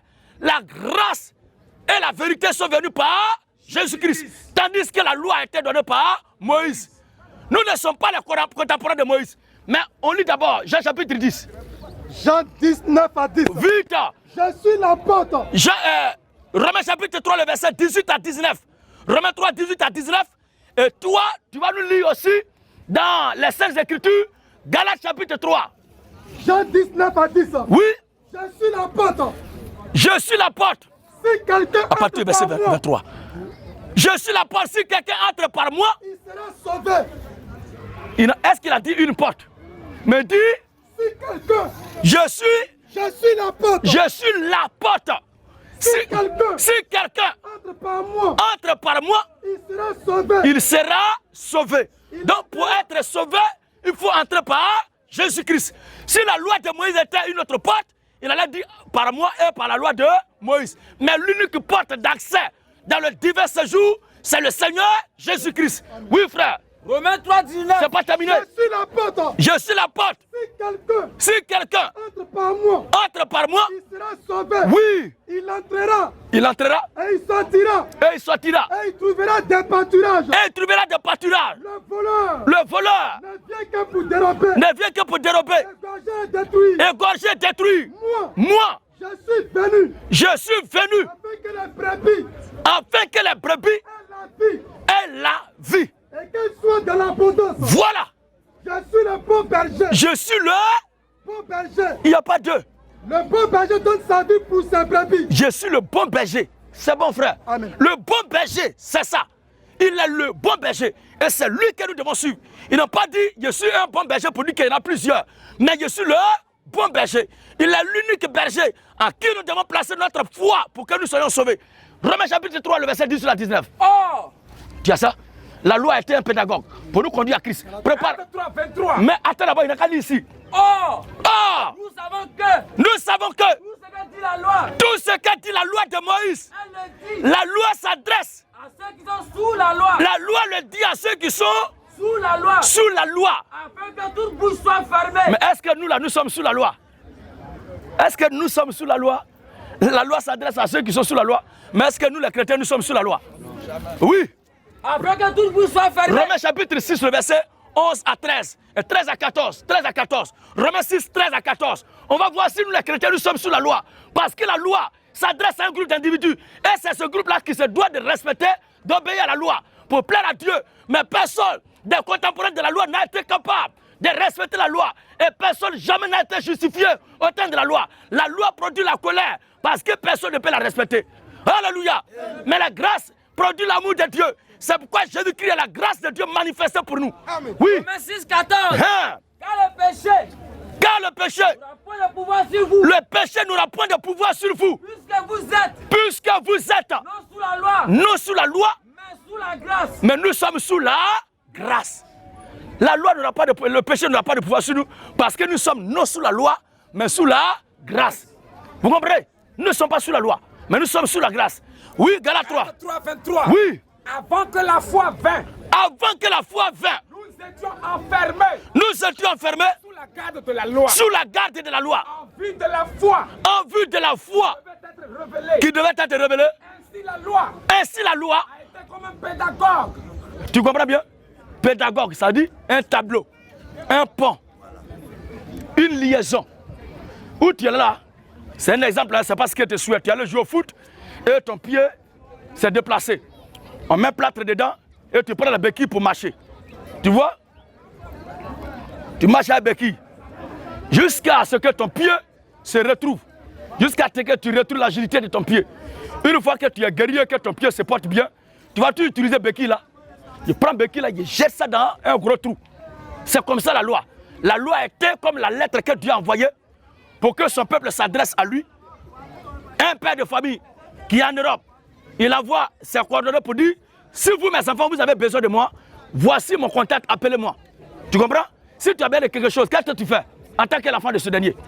Tu l'appelles. Maintenant ce dernier n'est plus là où il est venu maintenant dans la même maison avec toi. Si tu as besoin de quelque chose, tu vas toujours composer le numéro là. Tu lui causes directement.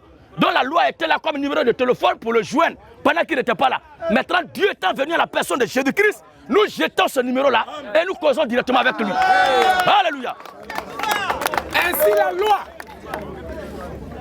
Ainsi la loi a été comme un pédagogue a été comme un pédagogue pour nous conduire à Christ. pour nous conduire à Christ. Afin que nous fussions justifiés par la foi. Afin que nous fussions justifiés par la foi. La foi étant venue, La foi étant venue, nous ne sommes plus sous ce pédagogue. Romains chapitre 10, le verset 4.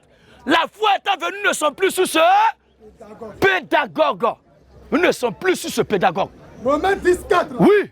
Car Car Christ est la fin de la loi Christ est la fin de la loi pour la justification pour la justification. de tous ceux qui croient. Comment est-ce que les gens veulent que la Bible parle? Abba les 10 commandements. Les 10 commandements ne sont plus pour nous sanctifier, nous justifier et nous introduire la présence de Dieu. Acte 13, le verset 37 à 38. Ce passage est très catalysé aussi pour ces choses-là. Le Seigneur Jésus-Christ est la voie du salut. Jésus-Christ est la fin de la loi. Jésus-Christ est celui qui a donné la loi au peuple. Maintenant, celui qui a donné la loi est là. On va toujours lire la lettre. Alors que lui-même qui a donné la lettre est là. Alléluia. Oui, frère. 37 à 38. Oui. Sachez donc, frère, que c'est par lui c'est par lui. que le pardon des péchés C'est par lui, Jésus, que le pardon des péchés vous est annoncé. vous est annoncé. Et que quiconque croit Et que quiconque croit est justifié par lui est justifié par lui de toutes les choses de toutes les choses dont vous ne pouviez être justifié dont vous ne pouvez être justifié. par la loi de Moïse. Donc ce qu'il faut pour que vous soyez justifié, c'est de croire en... Donc la loi de Moïse est dépassée. Tout ce qu'il faut de cette loi-là, c'est pour notre vie en communauté, en société. La vie sur terre là, c'est ça qui est la loi. Maintenant, pour entrer dans l'éternité, il faut Christ maintenant. Voilà. C'est ça les deux dispensations. La première loi, la première dispensation de la loi, l'Ancien Testament, c'est pour réglementer la vie en société, la vie sur la terre. Maintenant, la deuxième dispensation, la dispensation de la grâce, dans le Nouveau Testament, je veux dire, c'est pour nous traduire devant le sang, c'est-à-dire dans le sang de Christ, pour nous communiquer l'éternité. Voilà. Je peux dire quelque chose à vous dire un peu. C'est-à-dire, depuis un certain temps, Seigneur, je parle de vous à certaines années. c'est le monstre qui t'est derrière là. J'ai connu un homme de Dieu qui dit la vérité. Qui dit la vérité, qui ne dit pas de la vie. Et il y a certains qui me disent aujourd'hui, moi, ils ne savent pas pourquoi. C'est qu'ils ne viennent pas peut-être sur les réseaux sociaux pour parler comme ils voulaient le dire. Ils disent que mes Gédéons, il dit la vérité, c'est vrai. Mais derrière, ils nous disent encore que ce même type-là, il raconte des injures. Il insulte les gens.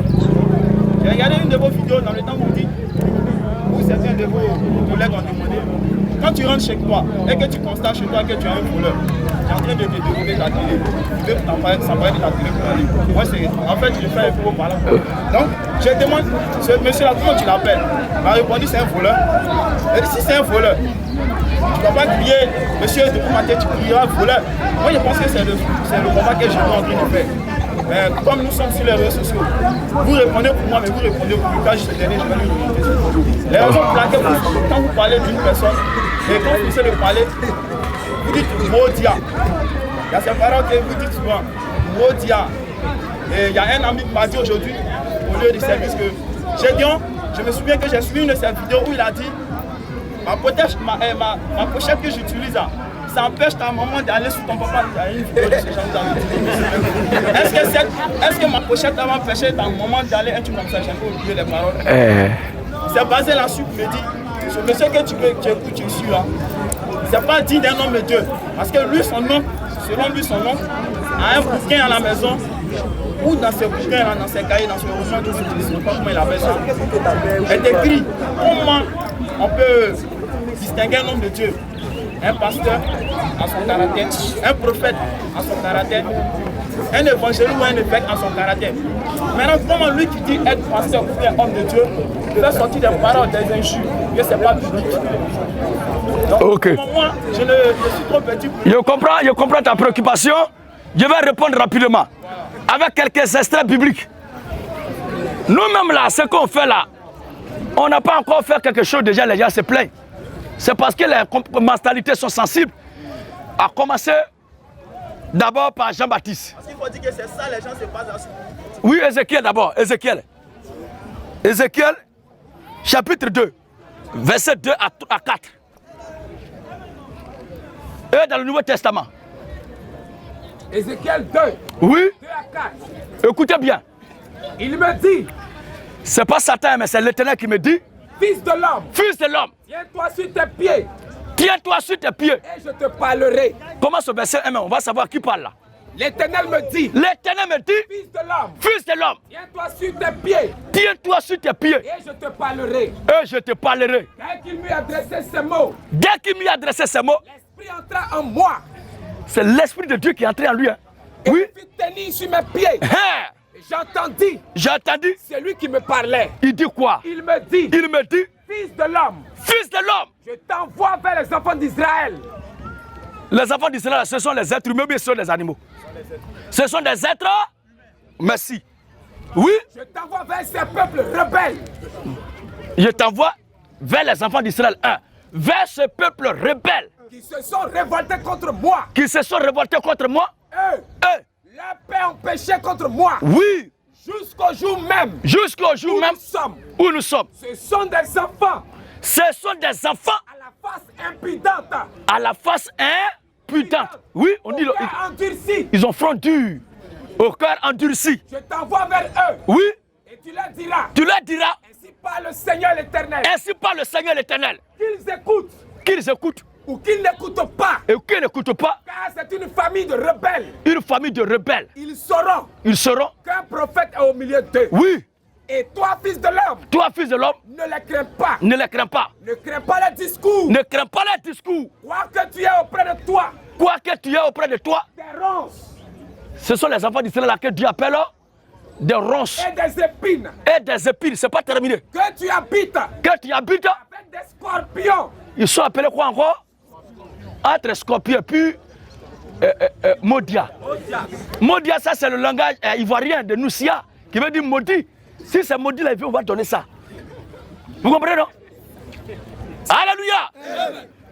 Oui. Ne crains pas les discours. Ne crains pas les discours. Ne te ferai pas de leur visage. Ça dit, leur visage est serré, mais il ne faut pas t'effrayer de ça. Quoi qu'ils soient une famille de rebelles. Ce sont des scorpions, des rebelles, des ronces et des épis. Nous lisons dans le Nouveau Testament maintenant. Matthieu 3, 1. En ce temps-là parut Jean-Baptiste. En ce temps-là parut Jean-Baptiste. Prêchant dans le désert de Judée. Tu as entendu parler de Jean-Baptiste, non? Lui qui a présenté le Seigneur Jésus-Christ. C'est-à-dire le PCO, le maître de cérémonie. Hein? Lui qui a pris le micro pour annoncer l'entrée de Jésus sur scène. Écoutez-le. Il disait, répandez-vous. En ce temps-là parut Jean-Baptiste, il prêchait dans le désert de Judée. Il disait, répandez-vous. Il disait, repentez-vous. Car le royaume des cieux approche. Le royaume des cieux est proche. Mais voyant venir à son baptême, Jean-Baptiste voyant venir à son baptême, beaucoup de pharisiens et de sadducéens. beaucoup de pharisiens et de sadduciens. Jean-Baptiste l'a dit. Jean-Baptiste l'a dit. Race de vipères. Il a vu venir à son baptême beaucoup de sadduciens et de pharisiens. Qu'est-ce qu'il a dit? Jean-Baptiste l'a dit. Jean-Baptiste l'a dit. Race de vipères. Est-ce que ce sont les mambas verts? C'est une famille de pitons. Mais elle a dit race de Vipères. Race de vipères. Qui vous a appris à fuir. Qui vous a appris à fuir? La colère à venir. Ça, c'est nota numéro 1. Ça, c'est pour Jean-Baptiste. On va aller maintenant à Jésus, lui-même le vieux père. Yes. Luc 11, verset 37. Jésus était en train de prêcher un jour. Et il y a un groupe qui est venu pour dire à toi, hein, Hérode, le roi de la terre, là, il veut te tuer. Il faut quitter ici. Sinon, il a envoyé des loupards pour t'arrêter. Écoutons la réponse de Jésus. Vous lire d'abord ce que tu as en attendant. Luc 11, 37. Oui. Pendant que Jésus parlait, un pharisien le pria de dîner chez lui. Pharisien là, c'est comme l'image des pasteurs, les croyants religieux pieux. Il y a un qui a invité Jésus pour dire, ah maître, aujourd'hui là, tu as vraiment bien baillé. Mon offrande là, c'est que tu viens manger chez moi aujourd'hui. Regardez, regardez l'homme qui t'a invité, qui t'a honoré. Regardez. Et Jésus entra chez lui. Et Jésus entra chez lui. Et s'est mis à table. Tout ce que nous disons trait pour trait là, c'est parce que les gens ne prennent pas le temps pour demander ce que vous dites là, c'est écrit où. Sinon, tout est basé à 100% sur la Bible. Amen. Alléluia. Peut-être que c'est le langage, hein, du français soutenu au français noussia, au langage de la rue que nous tenons. C'est ça un peu qui diffère. Sinon, à l'origine même, le discours lui-même est biblique. Oui. Alors Jésus entra chez les pharisiens. Jésus entra chez les pharisiens. Et s'est mis à table. Et s'est mis à table. Mais les pharisiens vit. Le pharisien qui a invité Jésus là, quelqu'un qui t'a invité, il dépose la nourriture, tu commences à manger sans laver la main, il dit, ah le vieux, voici le faut laver ta main comment avant de manger. C'est que le monsieur a dit, est-ce que c'est mauvais? Hein? Toi tu m'invites chez toi. Hein? On finit de prêcher toi là, tu m'invites chez toi. Dès qu'elle mange, elle dépose, elle commence à manger. Tu dis, ah j'ai des pardons, voici de l'eau. Écoute la réaction, le retour. Le pharisien vit. Le pharisien vit. Avec étonnement. Hein? Que Jésus ne s'était pas lavé la main. Qu'est-ce qui va se passer? Mais Jésus lui dit, vous pharisiens, non seulement il attaque le monsieur, mais il attaque toute sa communauté. Oui. Vous pharisiens, vous nettoyez le dehors de la coupe. Pour manger là, vous lavez les mains. Et du plat. Vous lavez tout ça là, vous êtes parfumé, c'est bon. Et votre intérieur. Mais votre intérieur est plein de rapines et de méchanceté. Est-ce que quelqu'un qui est méchant peut t'inviter chez lui à la maison? Insensé. Hein? Insensé là, synonyme c'est quoi? Bête, idiot, fou, imbécile, tonton. Aïe, tu es vraiment pauvre. Vous voyez quelqu'un? Vous voyez quelqu'un qui t'a invité parce qu'il a apprécié ta prédication. Il dit viens manger là. Parce qu'il t'a dit voici l'eau pour laver les mains. C'est ça qui te fâche. Tu le traites non seulement lui mais de toute sa communauté entière. Vous pharisiens, vous êtes comme ça dit vous lavez Dieu, vous lavez les mains pour manger, mais votre intérieur plein de rapines. plein de rapines. Et de méchanceté. Tu sais ce qu'on appelle rapine? Les escaliers mélangés, tout est bizarre. Ça dit dans son cœur, il n'y a rien de bon là-bas. Oui. Insensé. Celui qui a fait le dedans. Celui qui a fait le dedans. N'a-t-il pas aussi fait le dehors? Alors. Un des docteurs de la loi. Un des docteurs de la loi, en écoutant Jésus, prit la parole et dit à Jésus. Parce qu'il a dit, vous pharisiens, il a attaqué toute la communauté. Oh, les docteurs de la loi font partie des pharisiens. Un des docteurs de la loi prit la parole et dit à Jésus. Maître. Ah, maître. En parlant de la sorte. Le gars ne conteste pas l'autorité de Jésus. Hein. Il reconnaît Jésus comme son autorité. Il dit, maître. En parlant de la sorte. C'est aussi nous. Que tu outrages. C'est lui qui a eu affaire à toi. Nous tous nous mettons dedans. Mais Jésus lui répondit. Je dis, au lieu de s'excuser, regardez ce qu'il va dire. Malheur à vous aussi. Toi-même là, tu es maudit aussi. Yes. Alléluia.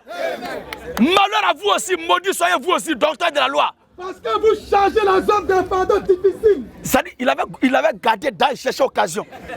Malgré il n'a pas raison, mais si pour eux seulement. Hein? Vous changez les hommes de fardeau que vous-même vous ne pouvez pas porter. Amen. Alléluia. Luc 13, 31. Ce même jour-là. Quelques pharisiens viennent lui dire. Matthieu 13. Et Matthieu chapitre 15. Ils ont dit vraiment, les gens étaient scandalisés. Ok. Ce même jour-là. Quelques pharisiens viennent lui dire. Quelques pharisiens viennent lui dire. Va-t'en. Va-t'en. Pas d'ici. Car Hérode veut te tuer. Hérode n'est pas content de ton discours que tu as tenu tout à l'heure. Jésus l'a répondu. Allez. Et dites à ce renard. Moi jusque-là, je ne sais pas quoi arriver là-bas. Moi, il dit maudit, mais Jésus l'a dit. Ouais, quelqu'un qui est maudit, on peut prier pour lui, mais Dieu va quitter. Mais est-ce qu'un renard peut devenir un être humain? Ouais.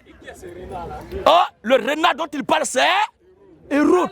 Allez. Et dites à ce renard. Tout ce qu'on fait là, la réaction que ces gens ont, nous on fait typiquement ce que le Seigneur Jésus-Christ a fait. Et leurs réactions là sont les mêmes réactions que ces gens ont. Donc il n'y a rien de nouveau sous le soleil. Les mêmes causes produiront toujours les mêmes effets. Donc nous ne sommes pas surpris de leur étonnement. Sinon on ne peut pas insulter les gens. Nous disons ce qui est biblique. Nous ne sommes que des lecteurs qui répétons ce qui est écrit. Oui. 15, 12 à 14. Matthieu 15, 12 à 14. Alors ses disciples s'approchaient et lui dit. Sais-tu que les pharisiens ont été scandalisés? Attention. Ils ont été édifiés? Scandalisés. Est-ce que maître, tu sais que les pharisiens, tout à l'heure, ils ont été choqués? Des paroles qu'ils ont entendues. De qui? Qu'ils ont entendues. Ça dit, les paroles de Jésus scandalisaient les gens. Jésus répondit. Non, quand Jésus prêche, tout le monde est édifié. Faux. Il prêche, tout le monde est édifié pour l'attraper, pour le crucifier. Les gars s'amusent, hein? Oui, frère. Jésus répondit. La Bible dit, il prêche et puis les gens prennent des cailloux pour le lapider, fuient. Oui. Toute plante. Jésus, à qui les disciples sont venus attirer l'attention pour dire, ah, maître, est-ce que tu sais que les pharisiens ont été scandalisés, c'est ce qu'ils ont entendu de ta bouche? Maintenant, la réaction de Jésus. Jésus répondit, toute plante. Que n'a pas planté mon Père Céleste. Sera déraciné. Laissez-les. Ce sont des aveugles. Ce sont des aveugles. Qui conduisent des aveugles. Il ne s'excuse pas, il continue seulement. Et si un aveugle conduit un aveugle. Ils tomberont tous deux dans la fosse. Philippiens 3, 2. Vas-y. Prenez garde aux chiens. Voici l'apôtre Paul aussi en son temps. Paul qui est le dernier venu n'a pas vu Jésus. Mais le même héritage il est dans son corps. Prenez garde aux chiens. Paul dit prenez garde aux chiens. Prenez garde aux mauvais ouvriers. 2 Corinthiens chapitre 11. Prenez garde aux chiens. Prenez garde aux mauvais ouvriers. Prenez garde aux mauvais ouvriers. Prenez garde aux faux circoncis. On va voir ce qu'il appelle chien là. Si ce sont les bergers allemands ou bien les chiens de race. On va voir tout à l'heure. Prenez garde aux chiens. Prenez garde aux mauvais ouvriers. Car. Continue. Prenez garde aux faux circoncis. Reprends. Prenez garde aux chiens. Prenez garde aux chiens. Prenez garde aux mauvais ouvriers. Prenez garde aux mauvais ouvriers. Prenez garde aux faux circoncis. Donc les mauvais ouvriers qui sont les chiens, ce sont les faux circoncis. Vous voyez? Oui. Prenez garde. 2 Corinthiens 11, 13 à 15. Il a sauté même Philippiens chapitre 3, le verset 1 jusqu'au verset 4. Philippiens 3 premier. Oui. Je ne me lasse point de vous d'écrire la même chose. Voilà. C'est devenu son travail. C'est ça là qui agrémente même la chose. Amen. Oui. Je ne me lasse point. Je ne me lasse point. De vous écrire la même chose. De vous écrire la même chose. Et pour vous. Et pour vous. Cela est salutaire. Cela est salutaire. Prenez garde aux chiens. Ça dit c'est son habitude. Chaque jour il répète ça. Prenez garde aux mauvais ouvriers. Quand il voit les pharisiens, les scribes en même temps, voici les chiens là-bas. C'est ça le même type là. Les vrais maudias. Oui. Garde aux faux circoncis. Dans le jour, il va dire que tous les pasteurs de Côte d'Ivoire sont des chiens. Là, c'est gâté. Oh, pour le moment, je n'ai pas encore dit qu'ils sont des chiens. Homme de Dieu. Sous le regard attentif du peuple de Dieu. Oui. Voilà ce que le Seigneur a mis à cœur de son peuple. Oui. De te donner en guise de soutien à son œuvre. Cette somme d'argent ne peut certes pas valoir 1 million de francs CFA à l'évaluation, mais c'est tout comme, puisqu'il représente un symbole fort pour un quartier de la dimension de celui dans lequel nous nous trouvons en cette période de disette. Je pense que c'est au Seigneur que gloire peut être rendue. Amen. Sur ce, qu'il me plaise maintenant de te remettre l'offrande afin que tu en fasses l'usage le plus approprié.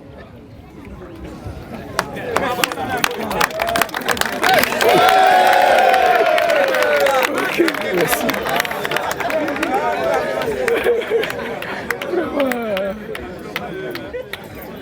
Que le Seigneur bénisse tous ses frères et ses soeurs qui ont fait parler leur cœur. Et ceux qui ont simplement donné leur OK. Pour qu'on vienne prester ici, je crois que vous participez comme ça à l'extension et l'évolution de l'œuvre de Dieu sur la terre. Ce qui fait aussi la particularité de la Côte d'Ivoire, c'est qu'au-delà de tous les attachements qu'on se fait, l'amour est entre nous. Et c'est ce qui a retenu. Que le Seigneur vous bénisse. Alors pour terminer la préoccupation du frère, on va lire 2 versets. Nous n'insultons pas, mais nous disons ce que sont les gens. Il y a un frère qui a donné 5 000. Que le Seigneur le bénisse aussi. Seulement, comprenez que vous n'êtes pas en train de collecter les fonds pour le transport au paradis. Voilà. C'est pour juste le bien-être sur la terre. Et ça, le Seigneur est tellement fidèle à ça. Ok. Oui, le livre. Corinthiens 11. Oui. 13 à 15. 13 à 15. Ces hommes-là. La question du frère pour ceux qui viennent d'arriver, c'est que il dit les gens nous reprochent du fait qu'on insulte nos semblables dans nos prêches. Mais en réalité, ils ne connaissent pas les Écritures. Sinon, nous n'insultons pas. C'est à cette question que nous sommes en train de répondre au plan public pour montrer que nos pères, les apôtres, même le Seigneur Jésus-Christ aussi agissaient de cette façon-là. Oui, frère. Ces hommes-là. Ces hommes-là. Sont des faux apôtres. Sont des faux apôtres. Des ouvriers trompeurs. Des ouvriers trompeurs. Déguisés en apôtres de Christ. Déguisés en apôtres de Christ. Et cela n'est pas étonnant. Regardez à qui Paul va attribuer leur paternité. Puisque Satan lui-même. Puisque Satan, qui est leur patron, se déguise en ange de lumière. Donc, il n'est donc pas étrange. Il n'est donc pas étrange. Que ses ministres aussi. Donc les ministres et les satans sont des satanons. Ou bien, mais ils sont ministres de qui? Il n'est donc pas étrange. Il n'est donc pas étrange. Que ses ministres aussi. Que ces ministres aussi. Se déguisent en ministres de justice. Donc les anges, les ouvriers de Satan sont des démons. Vous comprenez, frère? Jude chapitre 1. Jude 1, 11, Jude 1. Oui. Le verset 11. Le verset 11. Malheur à eux. Malheur. Vous voyez, l'écriture les maudit. Malheur à eux. Car.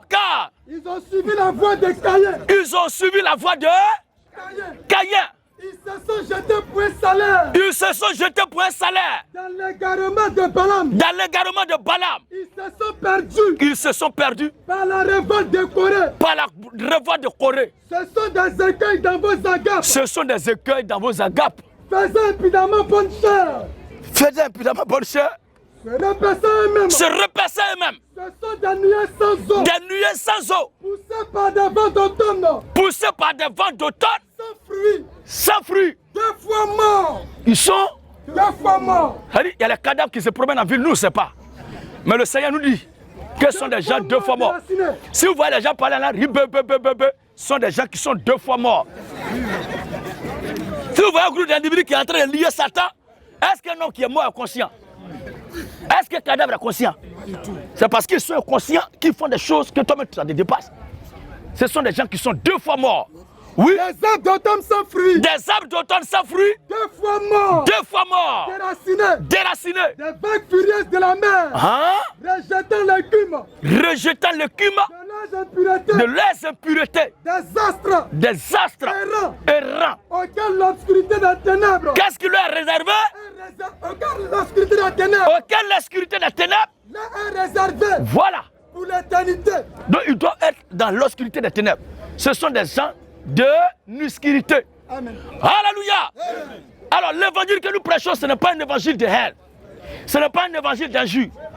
Quand moi je prêche l'évangile dans ce que je suis en train de prêcher là, jusque là, ça veut dire que je prends pour essuyer mon visage là. Ça là, ça va faire quoi à quelqu'un?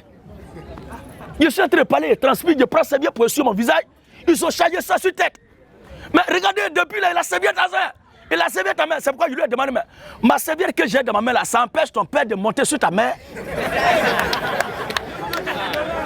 Voilà. Alléluia. Il y a un même là, un jour. Oui, ils vendent pour eux. Ils vendent cibodin, ils vendent pochette. Les gens achètent ça. On dit même la veste du pasteur là pour venir toucher, il faut déployer l'argent.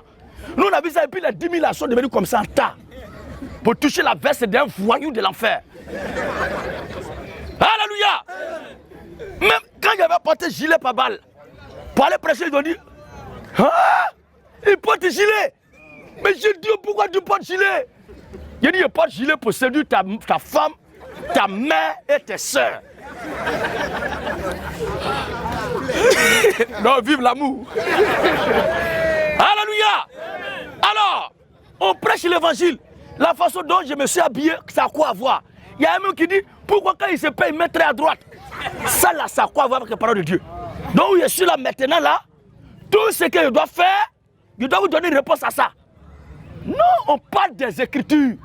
Amen. La place sur laquelle, le terrain sur lequel, l'espace sur lequel nous les attendons, c'est sur le terrain de la parole de Dieu. Qu'est-ce que je dis, on prêche jusque-là qui n'est pas dans les Écritures? Alors toi, qui vas vouloir contester cette prédication, moi je n'ai pas le temps de répondre sur les réseaux sociaux. Si tu penses que ce que nous prêchons n'est pas la vérité de Dieu, nous t'invitons à venir aider tes compatriotes, tes pasteurs, tes frères, dans votre foi diabolique, à découvrir et à exposer devant le monde entier que nous sommes dans le mensonge. Sur ce, que le Seigneur vous bénisse, parce que le temps est parti et l'endroit n'est pas illuminé. Avec l'accord de notre frère qui nous reçoit, nous voulons prendre par la grâce de Dieu congé de vous. Que Dieu bénisse la jeunesse de ce quartier, que Dieu bénisse la Côte d'Ivoire, que Dieu bénisse l'Afrique. Shalom à tous. Ceux qui veulent savoir où nous sommes, vous pouvez approcher pour qu'on partage les contacts. Quel que soit les tapages, nous irons.